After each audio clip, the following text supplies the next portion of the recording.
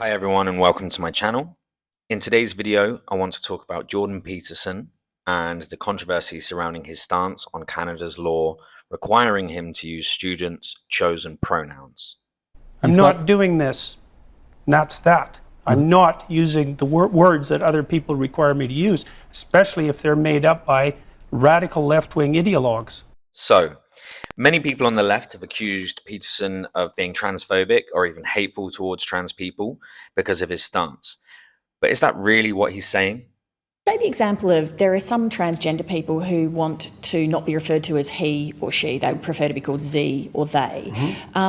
If somebody wants to be addressed like that, what does it cost me to do that? It's hard to tell because the devil's always in the details, but as far as I'm concerned, that situation is, it's not relevant to the issues, for example, that I was involved in. I didn't care if transgender people wanted to be called by some pronouns, like whatever. That's something for individuals to negotiate. So, as we can see, Peterson's objection is not to using someone's preferred pronouns per se, but to being compelled by law to do so. He sees this as an infringement on his freedom of speech and his ability to express his own opinions and beliefs. Steve, the issue with the law is quite straightforward. The government is requiring us to use certain language. That's not the same as not using certain language. And it's a line, and this is the fundamental issue. This is maybe the fundamental issue. That's a line we should not cross. We should not allow the government to decide which words we're allowed to use. It's a mistake. And it's a mistake that strikes right at the heart of free speech. And the thing about free speech is that it's not the right to criticize your leaders, which is what people usually characterize it as. Is freedom of speech is freedom to engage in the processes that we use to formulate the problems in our society, to generate solutions to them and reach a consensus. It's actually a mechanism. It's not just another value. And you should put constraints on free speech with the most extreme caution because you interfere with people's ability to think and communicate.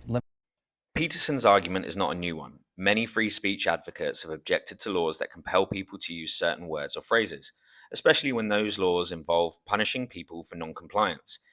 Peterson is simply applying this principle to the issue of gender pronouns. Why should your right to freedom of speech trump a trans person's right not to be offended? Because in order to be able to think, you have to risk being offensive. I mean, look at the conversation we're having right now. You know, like you're certainly willing to risk offending me in the pursuit of truth. Why should you have the right to do that? It's been rather uncomfortable. In fact, some legal experts have pointed out that Canada's law on gender pronouns is somewhat vague and could be interpreted in a way that violates free speech. Peterson is not alone in his concerns about the law. So to sum up, it is my opinion that Jordan Peterson is not opposed to using someone's preferred pronouns out of courtesy. His objection is to being forced by law to use certain words or face legal consequences.